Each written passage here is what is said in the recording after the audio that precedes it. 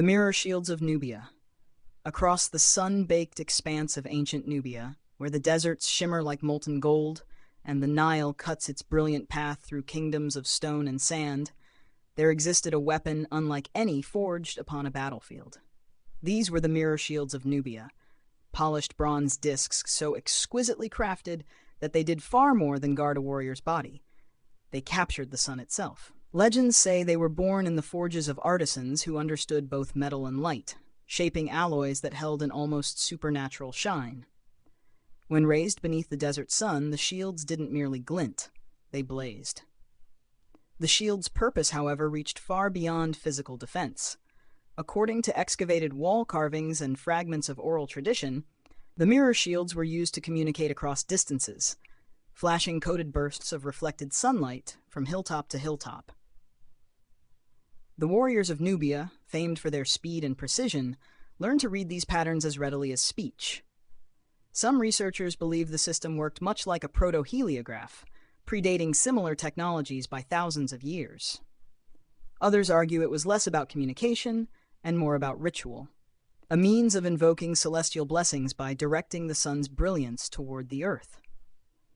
Yet, on the surviving surfaces of these shields, faint markings suggest a structured language, lines etched in clusters that align with the patterns of reflected light.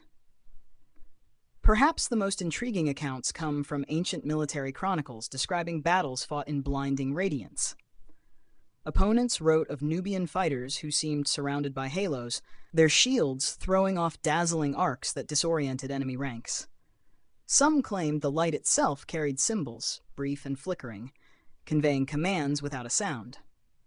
These descriptions raise questions. Were the mirror shields simply weapons, or did they form a sophisticated optical network stretching across Nubia's vast terrain? Archaeologists who study the few surviving fragments note that the shield's curvature appears intentionally engineered. Even minor dents follow geometric ratios, as though designed to bend and shape light into predictable paths. This level of craftsmanship suggests knowledge of optics far ahead of its time.